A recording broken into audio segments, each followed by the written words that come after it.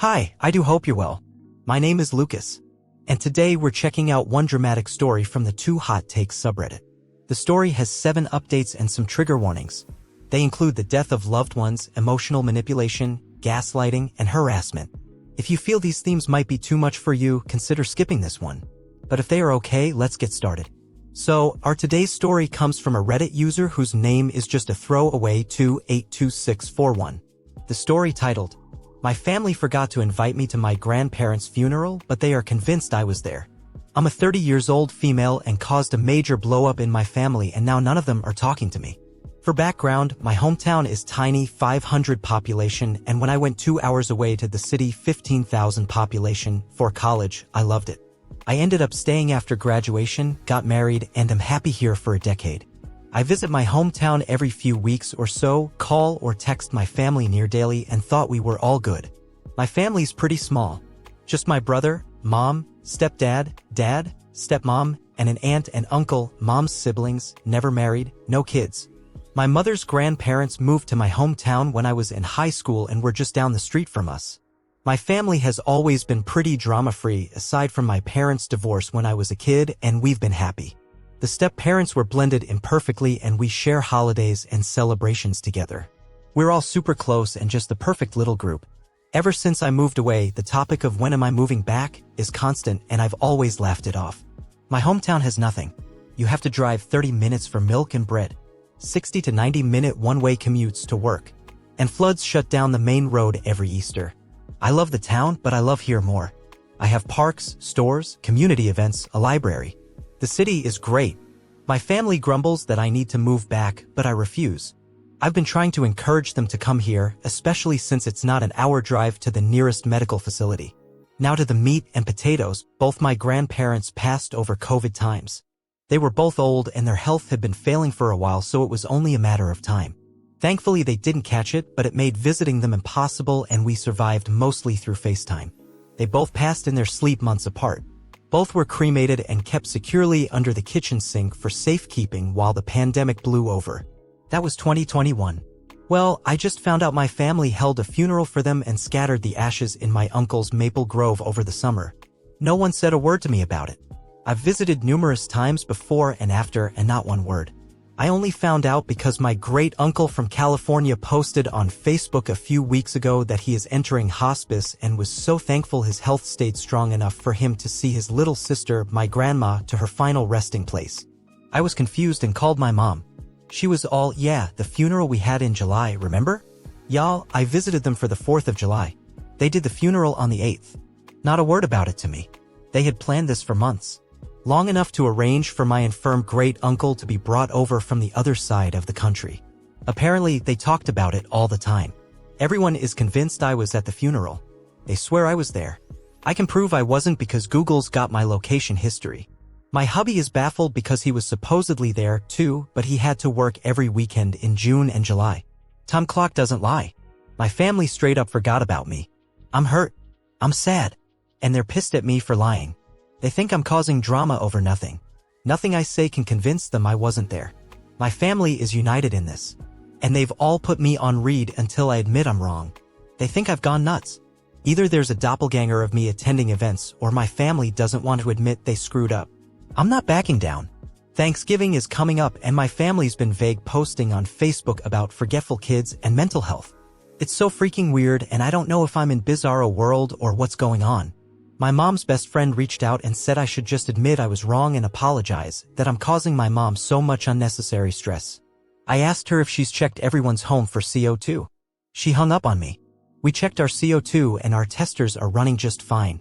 I have reached out to a few people in my hometown to check in on my folks, and they all say they're fine. I even spoke with the local volunteer firefighter group to see if they could check for gas leaks. Not sure if they were able to. I don't know what to do. I've shown them the proof I wasn't there, but they know I'm tech savvy and just assume I photoshopped it. Hubby says we need a break and we're going to be staying home this holiday season. What do you guys think about this story? Share your thoughts down below. And here's my take on the situation. Opie's family members are strictly doing this to save face because they messed up. Instead of admitting they messed up, they would rather throw Opie and her husband under the bus because it's easier to throw 2 people under the bus than it is to have to admit you messed up. All Opie can do at this point is comment on one of their stupid posts, with the proof of her and her husband's time cards show that you were not there, and then let them deal with the fallout of their lies. Also, Opie can ask them for photographic proof. A picture with Opie anywhere during the ceremony. Or her husband. Here's what people say in the comments. This user says to Opie in this one, yeah, they know they messed up big time and don't want to admit it. But they created this narrative to make themselves look or feel better and now have pushed it so hard that friends and the community are in on it. They might even believe it themselves at this point. It can happen. I agree with your husband. Take a break and decide what is best for you going forward. In other words, what can you live with and how much do you want them in your life given the gaslighting? So sorry, families can be difficult, especially with self-created drama. In response to that comment, Opie says, that's kinda our thoughts.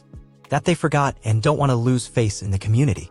And now they've dug themselves in too deep to get out. If they truly do believe it, it scares me that they've all agreed to this delusion. Next commenter says, the majority of the people, if pressed, would not remember you there. They just think that because no one remembers who is at a funeral, you are being gaslighted by your parents. They do not want to admit their mistake. Just stay home and enjoy your own time. If anyone says anything, tell them you can provide proof you were geographically elsewhere. There is no reason for you to lie. And ask them for proof you were there. Photos. Standing up to talk. Anything. They will not be able to do so. Opie gives us a little detail by replying to this comment. She says, I asked for photos. They sent me the one we took on the 4th of July a few days prior. When I pointed out the sparklers the neighbor kids had in the background, stepdad just got testy about it. Now they've all just stopped responding to any of my messages and requests for proof or my presenting of proof. One user shares sympathy with Opie saying, unfortunately, instead of owning up to the hurtful action and taking responsibility for the oversight, your family is gaslighting you together, which is a very dangerous and manipulative tactic. Perfect way to ostracize one from the family. I would send a Thanksgiving card wishing the family a sincere and genuine holiday season, albeit without you, since it's clear your presence isn't of consequence, seeing as you weren't missed at a once-in-a-lifetime family event of less than a dozen folks. Make it short, sweet, but to the point. I'm sorry they took this opportunity away from you to honor your grandparents one last time and hope you can find your own special way to say goodbye if you haven't already. Opie says, hubby's talked about us doing our own little send-off, just the two of us. They really liked the Mississippi River, so he's thinking of putting the boat in and going for a little float while we have a picnic and such. But the water's been so low lately and it's cold, so we'll probably have to wait until next year to do it. He also suggested we dress in full camo ninja gear, sneak onto my uncle's property at 2 a.m. and visit the Maple Grove for a proper send-off, but I'm pretty sure we'd end up getting shot at, so I'm nixing that idea. We waited 2 years for a funeral, I can wait some more. After about 2 weeks, Opie came back to give us an update. It's November 27th and Thanksgiving just happened. Hubby and I stayed home. We got a small turkey and made our own little Thanksgiving. It was nice. We ate around noon, then watched a movie and later sat outside with a bottle of wine to watch the sun set behind the trees and neighbor houses. We usually take the day before off, drive to my folks, stay the night, and help with the Thanksgiving Day cooking. So it wasn't until Wednesday night that my mom broke the silence. Mom called and asked when I was showing up, and I told her we were staying home this year, but for them to have a happy Thanksgiving and to give the rest of the family my love. She was quiet for a long time after I said that, and I think she eventually mumbled an okay or something and hung up. It wasn't an angry hang up, just a hang up. On Thanksgiving Day, I sent a group Happy Thanksgiving GIF to our family group chat. I received a few Happy Thanksgiving back. No one said anything else. There's been no posts on Facebook. 2 weeks later, she posted another post to make it clear and to the point. So, I think I mentioned in one of my comments that my dad and I usually talk on the phone every Sunday morning. We're both early risers, so we chat over our morning coffees and watch the sunrise. Him and I haven't really spoken since this all went down, and it's been tough. I'm used to talking to him, you know? Well, I was sitting outside in my usual spot, watching the sunrise and freezing my butt off, and he called me. I'm not entirely sure how to describe the emotions I felt. It was a mix of panic, hope, terror, happiness, and dread. I ended up answering because I just had to know what he wanted. It was an awkward conversation. He didn't address the current drama, but instead tiptoed around this situation with all the grace of a cow on stilts. For instance, a simple, "How are you doing?" type question was answered with a "not good." And the whole conversation would stall out for a bit because he knew why I wasn't doing well. So we ended up talking about the weather, the various winter birds we'd seen in our feeders, and the Christmas decorations around town. Things like that. Eventually he asked if we were coming out for Christmas and sounded sad when I told him we weren't. He asked if him and stepmom could come visit us instead, and I told him it wasn't a good idea this year. That hubby and I were going to spend a quiet holiday together. I let him know he should be receiving some gifts at his P.O. box any day now, so please pick them up from the post office and put them under the family tree for everyone. He said he'd ship ours to us as well. And that was pretty much it. No crazy drama to report. The only posts on Facebook have been the usual Christmas excitement ones, countdowns, photos of Santa, silly gift ideas, photos of company Christmas parties. On a personal note, hubby and I are doing all right. Our health is good, our spirits high, and we're as solid as ever. We each got Christmas bonuses at our jobs, so we're excited about that. They're not large, but we're happy to have them. We have also done advent calendars for the first time ever. I got him a Lego one, and he got me a hot chocolate one. We're going to do the calendars again next year. Maybe make a tradition out of it. Everyone please have a safe and happy holiday. As the online community is wondering about the inheritance, Opie came back to make it clear on some points. I've received a lot of messages and private DMs urging me to check into inheritance and such. I'm really touched that a lot of internet strangers are worried about me, and I wanted to assure everyone that inheritance is most likely not an issue here. I'd almost be relieved if it was, because then it would at least make some sense. Money does weird things to people, you know? No one in my family is wealthy by any means. After my grandparents passed, their small estate was used to pay for their end-of-life expenses, and remaining assets split up.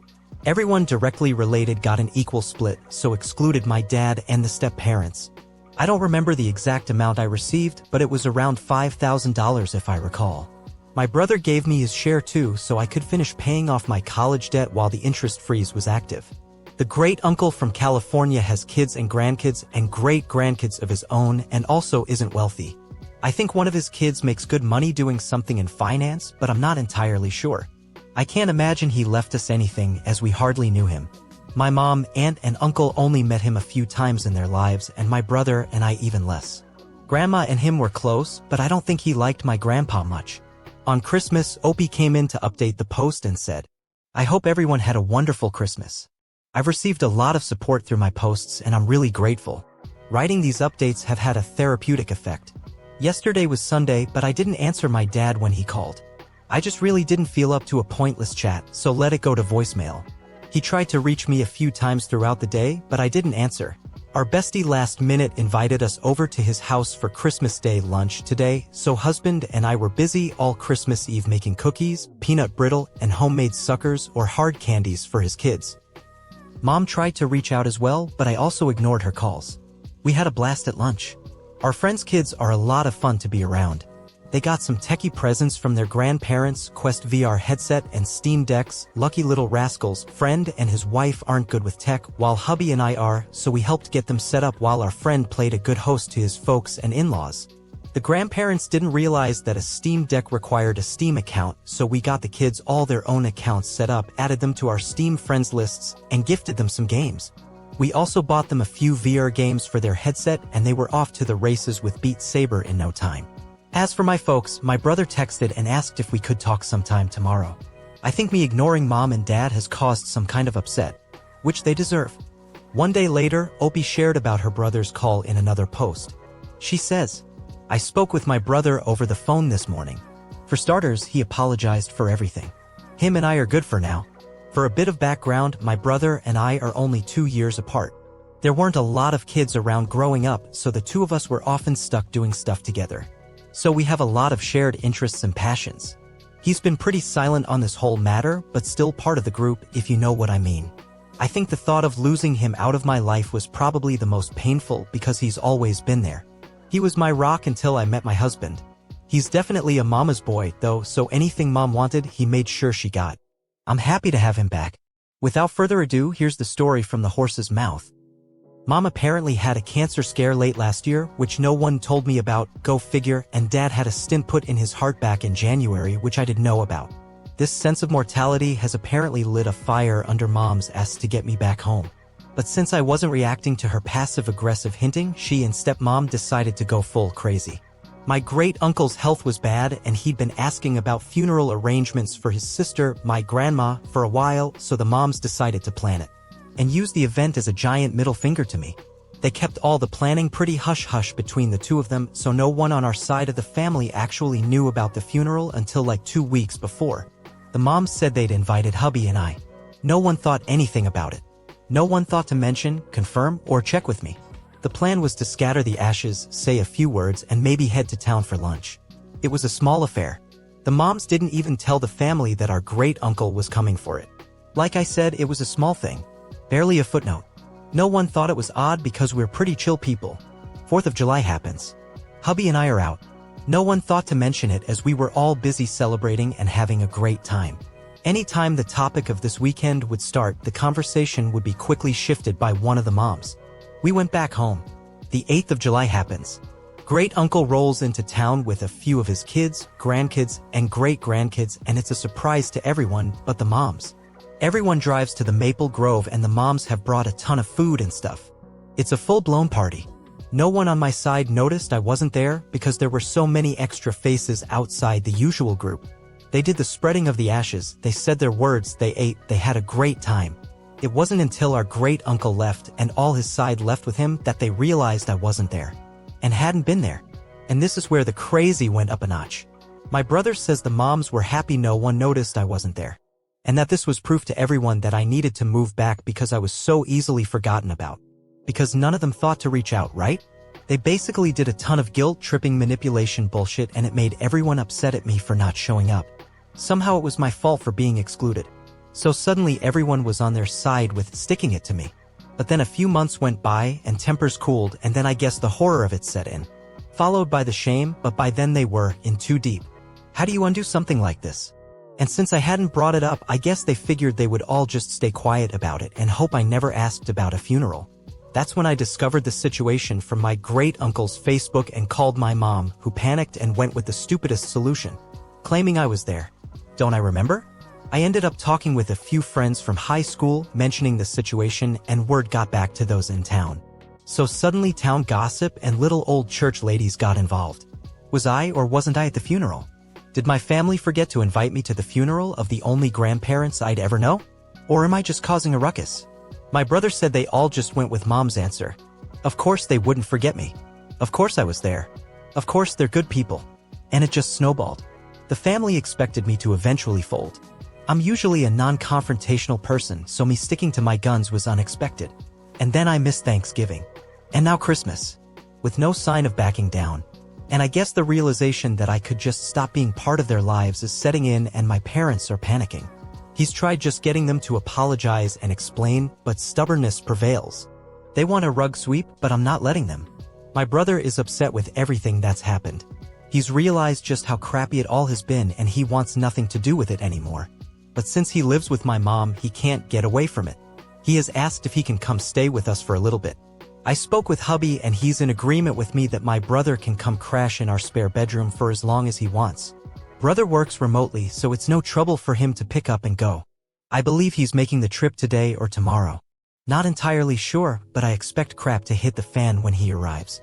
On a side note, hubby's stoked that my brother and I made up. The two usually game together but haven't due to the situation.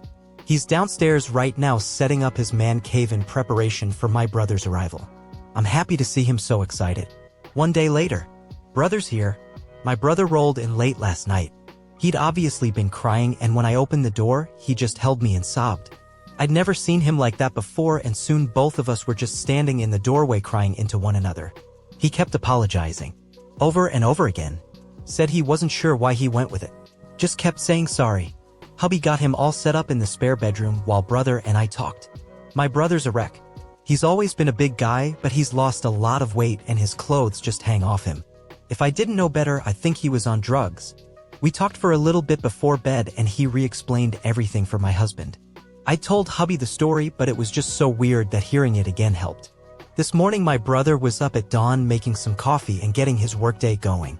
Hubby's off all week, lucky, so hubby made us working folks some pancakes and bacon. So far everything's peaceful. We've decided not to answer any calls from our family. They've been made aware that he arrived safely and that we are going to spend the New Year's together and that we're not answering any calls until January 1st. They may text if they wish. I'm sure they're losing their minds. Serves them right. Everyone have a safe and happy New Year's. Don't drink and drive. Opie later shared, Happy 2024. I hope everyone has a safe and enjoyable holidays and may the new year be full of joy and happiness. Not too much of an update. Things here have been quiet. My brother settled in nicely and he's a great housemate. Our place isn't very big, but we have a full basement and a nice outside patio or porch area so it doesn't feel crowded at all with the extra addition. He's a quiet and clean guy. No hassle at all. He got some fresh clothes from Walmart, a haircut, and trimmed his beard so he's more presentable now. He's a lady killer when he gets cleaned up. He's made nice with the very nosy but kind, retired couple next door and is adapting to city living nicely. Folks back home have been mostly well behaved. There's been a few texts back and forth as we're not answering calls. Mom mainly wants to know when brother's coming back, but he's keen on staying here for a while. Mom said I can't keep him and I told her he's a grown-ass man and can do what he wants. Brother says he has her blocked after she ordered him to return home. Brother has tentatively asked if he could stay long-term should he decide to, or at least longer than a usual visitor would stay. Which we're fine with. He has a good paying job and could afford an apartment, but he's never lived on his own and I would guess he has some anxiety about it. Should that be the case, he'll start paying us some rent and we'd probably adjust to give him the basement as his own space.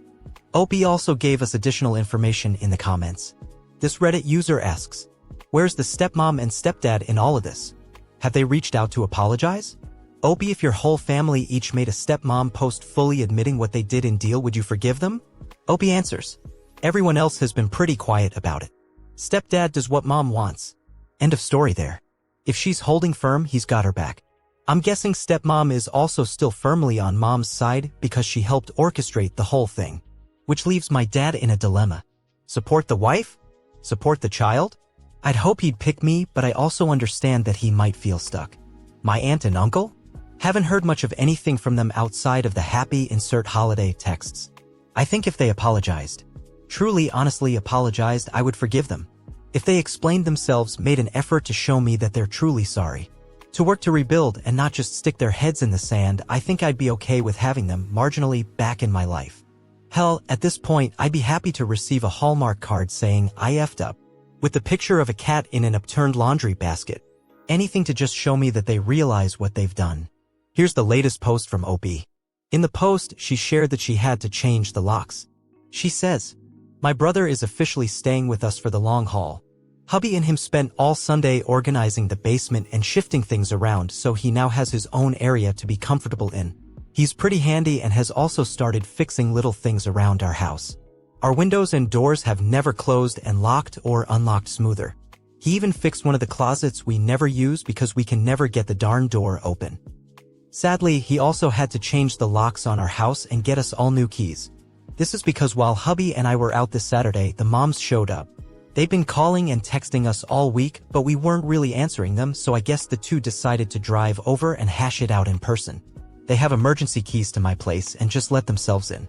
Brother told them to leave, they argued, and my nosy, but kind, neighbors called the police when they noticed the commotion. So, we get a call from neighbor's wife, return home to some cops in our yard, all the neighbors out vacuuming their trees, and my nosy, but kind, neighbors standing on my porch with my brother behind them doing their best Gandalf you shall not pass impression. Had to talk with the cops, explain that we were having a family dispute and word vomited. I don't really remember what all I said and was shaking a lot. Our local cops are really great. Fantastic guys and gals in blue and took it all in stride. It's really cold here, so one had me join him in his cruiser with the heat on and gave me a bottle of water to calm down while we talked. They asked if we wanted the moms trespassed, but I wasn't sure if that counted as a criminal charge, so just asked the cops if they could just make them leave, which the cops did with no fuss. I think the moms were shocked we were taking this so seriously. They didn't fight or scream at us. Just left quietly. My dad promised me he'd make sure his wife left us alone. Or else. He said he'd also have a stern talk with my mom. Him and I talked Sunday morning and he seemed absolutely at the end of his rope. Husband jokingly told my dad he could move in too. To which he declined. Not sure where to go from here, but we're getting some Ring cameras installed once they arrive. And everyone but my dad is blocked. Hopefully they all just leave us alone. Opie later edits, I forgot to mention Dad has also apologized for being a part of this whole mess. I think that was last week or the week before. Time's kinda blending together. Right after reading Opie's latest post, many people left their questions in the comments. This user asks, I did not expect them to show up. Well, I did suspect the possibility, but still thought the chances were low. Forgive me for asking, but what exactly did they talk with your brother? Like, how did it go? Did bro manage to tell them how he aired their master plan to you? Also, I am happy to hear you and your dad managed to get along. But did he confess and apologize for his own contribution to mom and stepmom plan? Cause it would only be fair to you. Opie answers, my brother says they were just there in the living room and he freaked out. Started yelling for them to get out. He doesn't remember what they were yelling back. But suddenly the neighbors were there and they got the moms out in the yard. The moms know that I know the whole story. They're aware that my brother spilled the beans. And yes, Dad apologized as well. I think I missed sharing that. Next commenter wonders, what was your dad's apology? Or reasoning for going along with emotionally abusing his child? Opie replies, he said he wasn't sure what he was thinking. He had the moms all up in his head, making him think, I was the bad one. I was the wrong one. I was the one causing problems. It was all me. He had hoped it would all just go away, but no one was letting it and he felt completely stuck and alone. He told me he just wanted his baby girl back and he'd do anything to make it up to me. Apologized and begged. Our relationship is still rocky, but we talk on the phone, text, and send bird feeder photos. We're taking it slow and it's honestly been nice. What do you guys think about Opie's situation? If you were in her shoes, what would you have done? Feel free to put your opinions down below. And if you enjoyed this video, don't forget to give it a thumbs up and hit that subscribe button so you never miss out on our future content. And now see you in the next video.